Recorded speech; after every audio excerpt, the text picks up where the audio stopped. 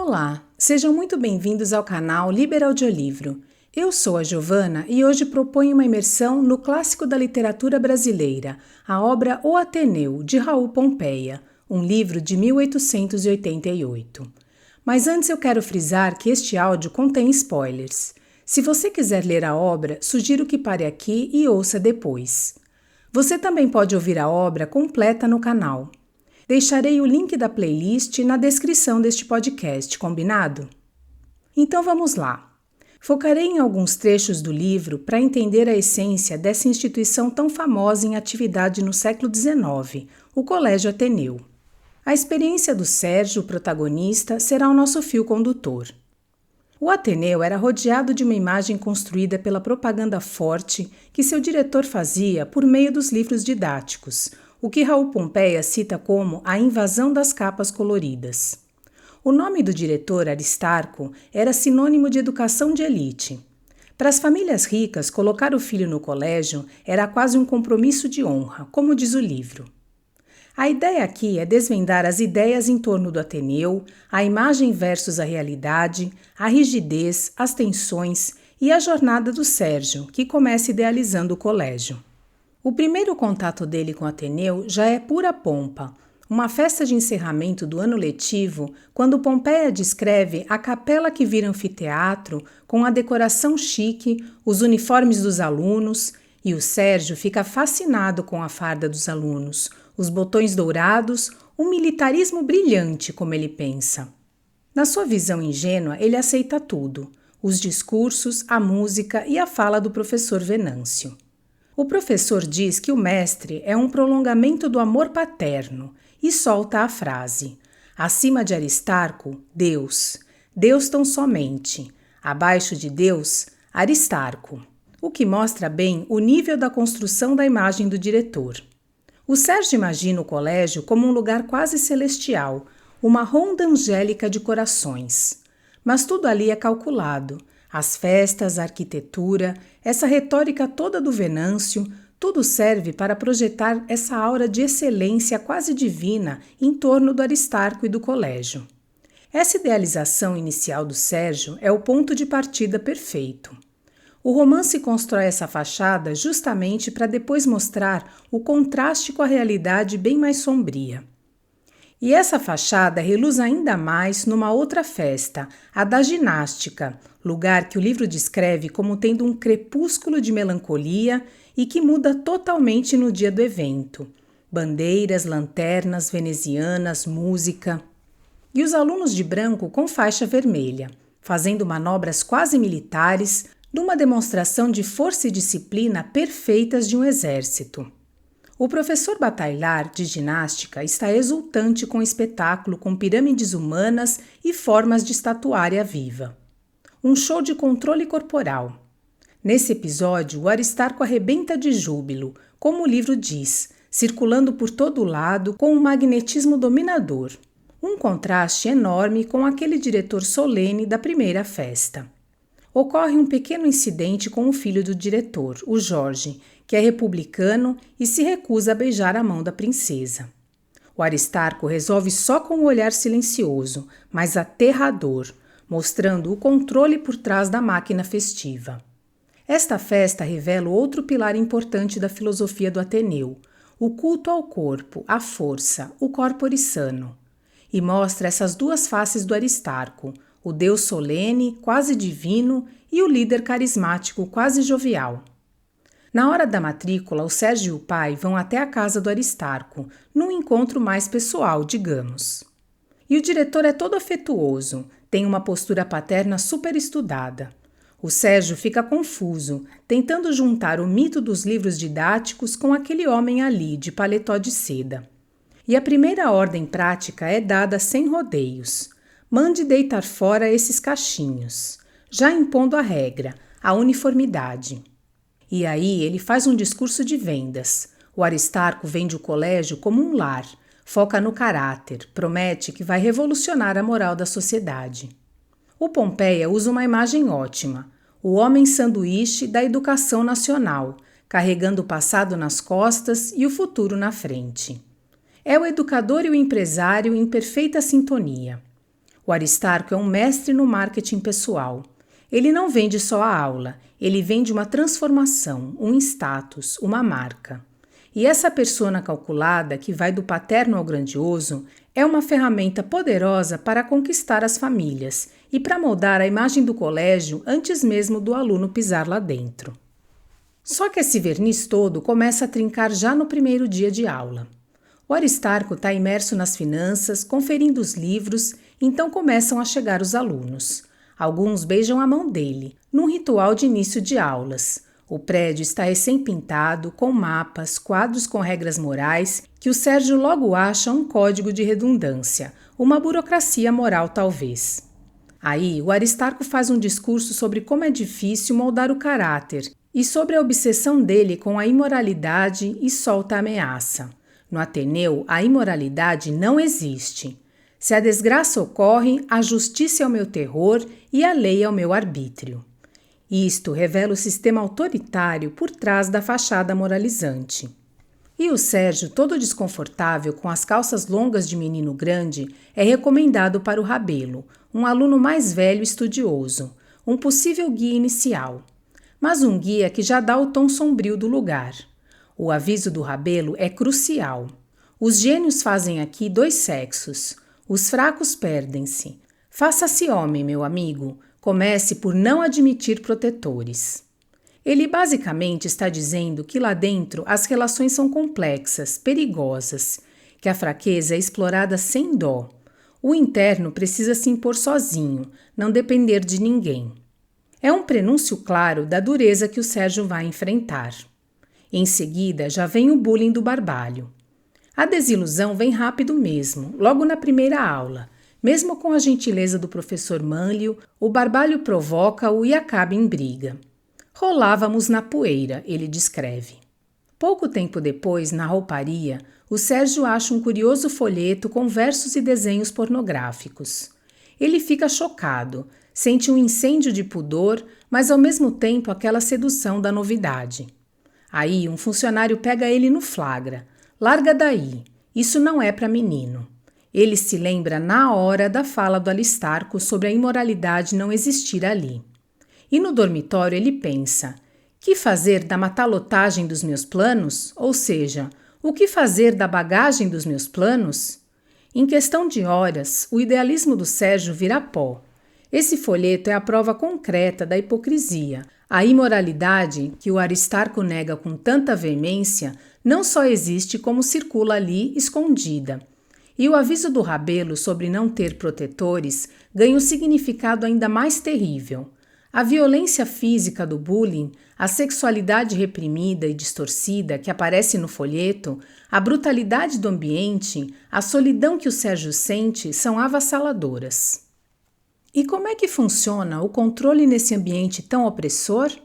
Além das aparições inusitadas do Aristarco, existem os vigilantes alunos, que fazem o papel de monitores, como o Malheiros, o Ribas e o Rômulo. Eles agem como tiranetes, pequenos tiranos, usando até sabres de pau, o que faz com que o Sérgio logo perca o encanto por aquele militarismo de fachada. É uma hierarquia interna baseada no medo e no favorecimento. A escolha dos vigilantes parece seguir critérios bem particulares do Aristarco.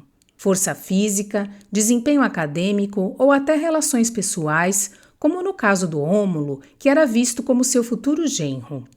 É um sistema que mistura vigilância entre os próprios alunos com o julgamento final e inapelável do diretor. E também ao terrível livro das notas, lido por Aristarco todas as manhãs. Uma sentença pública praticamente, instrumento fortíssimo de poder. Esse livro constrói e destrói reputações todos os dias. A humilhação é pública, coletiva, não tem para onde fugir. E o Sérgio sente isso na própria pele. O desempenho dele cai e o Aristarco lê em público. O senhor Sérgio tem degenerado. Mas a reação dele é curiosa. Ele meio que abraça o sofrimento. Colhia as lágrimas numa taça, oferecia ao céu, quase como um Marte. Essa relação pode ser vista de várias formas. Uma resistência passiva, talvez, ou um mecanismo de defesa.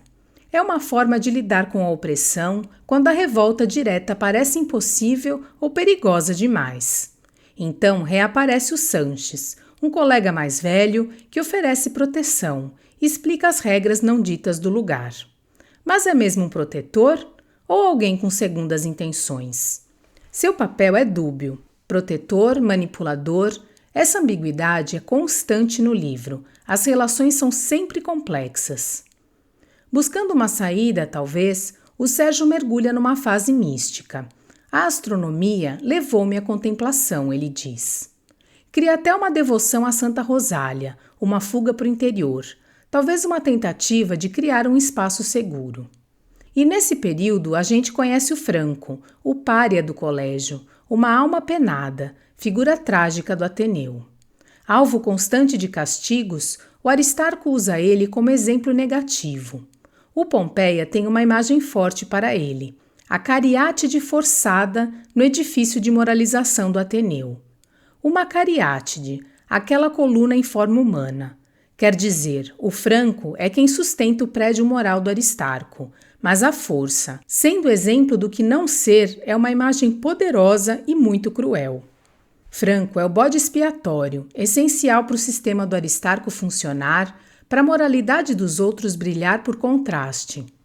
E a humilhação dele chega num ponto extremo, quando ele urina no poço da cozinha e é execrado publicamente. É o fundo do poço literalmente e figurativamente. Aí ele planeja uma vingança terrível, quebrar garrafas e espalhar os cacos na piscina, e pede ajuda ao Sérgio. O Sérgio, sem saber qual seria a vingança, acompanha o Franco, vê o que ele faz e depois a culpa o consome. Tinha cacos de garrafa na consciência, ele diz. Ele é encontrado rezando na capela escura, como um sonâmbulo. O misticismo era claramente uma fuga, uma tentativa de achar um refúgio. Mas a realidade do colégio invade tudo. A história do Franco é de partir o coração. A vingança dele é um ato de desespero absoluto, nascido da humilhação extrema. E a cumplicidade do Sérgio, mesmo que passiva, joga ele numa crise moral profunda. Mostra que nem a fé consegue isolá-lo da brutalidade e das escolhas difíceis ali dentro. Mas essa experiência faz com que ele mude, uma virada importante. Torna-se um pequeno potentado, ganha respeito, melhora nos estudos, parece uma atitude pragmática. Ele aprende a usar as ferramentas do sistema a seu favor. O poder, o dinheiro, é uma adaptação talvez até um pouco cínica, mas eficaz para sobreviver ali. Mas as sombras continuam, como a figura da Ângela, a criada da Dona Ema, esposa do Aristarco. A descrição dela é perturbadora. O livro fala em prostituição da Vestal, a pureza corrompida. Ângela, de certa forma, também representa a tensão constante entre a moralidade oficial que o Aristarco prega e a realidade reprimida. A desordem que ele tenta controlar a todo custo. Tem um episódio importante em que um jardineiro mata um criado por ciúmes da Ângela, dentro da escola. A prova de que a violência era parte intrínseca daquele ambiente, apesar de toda a fachada. E no meio desse caos surge uma figura inesperada, Bento Alves, um aluno forte, calado, que subjuga o assassino, um herói improvável e silencioso. E o Sérgio ainda tem aquela curiosidade meio mórbida de querer ver o corpo, o que mostra como o ambiente já o afetou. A perda da inocência é completa. Chegando perto do fim do ano letivo e das férias, vinha o tédio, a grande enfermidade da escola, como diz o Pompeia. E o tédio abre espaço para muita coisa. Modas passageiras de jogos, invenção de um telégrafo martelinho, tráfico de bilhetinhos para a comunicação entre os alunos, além de trocas de manuscritos e romances proibidos, e uma economia paralela, onde a moeda eram os selos. Resumindo, um mercado negro dentro do colégio. Os dormitórios também têm suas próprias culturas. O chalé dos mais velhos é o reduto do cinismo, das conversas mais explícitas, um microcosmo social completo. E o bullying continua rolando solto. O Sérgio briga com Rômulo, vem a exposição de desenhos e, coincidência ou não, a cabra tibetana que o Sérgio desenhou fica sem moldura, ou seja, sem destaque dos chamados bons trabalhos. Pompeia coloca que o tédio é o grande motor da transgressão ali. Cria esses sistemas sociais e econômicos paralelos, com regras próprias. Os dormitórios refletem as diferentes facetas daquela sociedade em miniatura, do infantil ao cínico. E a arbitrariedade nas avaliações ou até na exposição de arte só reforça que o mérito ali é muito relativo. Muitas vezes está subordinado a aparências, a favoritismos e não necessariamente ao talento ou esforço real. E o ciclo do Sérgio no Ateneu termina de uma forma bem dramática. Ele adoece gravemente e fica aos cuidados de Dona Ema, a esposa do Aristarco. Surge uma intimidade entre eles, conversas, música, uma vulnerabilidade mútua. A Dona Ema chega a desabafar. Nesta casa, sou demais. Essa relação com a Dona Ema é complexa também, quase no limite entre o materno e o romântico. Nasce da solidão compartilhada naquele ambiente tão opressor e é um dos poucos momentos de conexão genuína para o Sérgio ali dentro. Então o fogo. Ardia efetivamente o Ateneu. O caos se instala, os bombeiros impotentes, a destruição toma conta. Um clímax absoluto e altamente simbólico. O Aristarco observa tudo, primeiro desesperado. Depois ele assume uma pose quase teatral de majestade inerte do cedro fulminado, no meio dos escombros. As estátuas que foram salvas parecem assistir à destruição. É a performance final, talvez, ou a aceitação da ruína. Surge a suspeita sobre o Américo, um aluno rebelde como incendiário. O livro não confirma, mas deixa no ar. E o Sérgio encerra o relato com uma reflexão sobre memória e saudade daquele tempo, apesar de tudo. O incêndio é o fim da instituição física e talvez represente a falência daqueles ideais corruptos, uma espécie de purgação pelo fogo. A reação final do Aristarco é ambígua, como quase tudo nele. Aceitação, orgulho ferido, mais uma pose. E para o Sérgio, o que significa aquilo? O fim de um ciclo extremamente traumático, uma libertação talvez, o texto deixa em aberto, mas é o fim definitivo daquela experiência formativa, para bem ou para mal. Então, resumindo um pouco essa explanação sobre esses textos de O Ateneu, a gente partiu daquela fachada brilhante, da propaganda massiva, da idealização do Sérgio e vimos como ela foi estilhaçada pela realidade brutal do colégio. A disciplina de ferro, a vigilância constante, o bullying, a hipocrisia moral, tudo sob o comando da figura complexa do Aristarco. Acompanhamos as lutas do Sérgio, as fases dele, desilusão, misticismo, depois um pragmatismo para sobreviver, até a destruição final pelo fogo que fecha esse ciclo. E fica aquela provocação final inspirada numa fala do próprio livro. Defende-se o internato mesmo com todos os defeitos, como a verdadeira escola da sociedade. Aquela ideia de que o atrito, a dificuldade é que forja o caráter, separa os fortes dos fracos. Algo como o internato é o ensino prático da virtude, a habilitação do lutador na luta.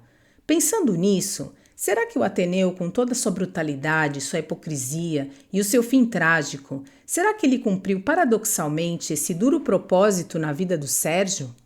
Será que essa experiência tão áspera acabou preparando ele, de fato, para as durezas do mundo real?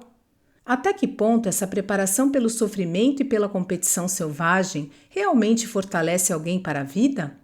Ou será que só ensina e perpetua os mesmos mecanismos de opressão e dissimulação que a gente vê dentro do próprio Ateneu?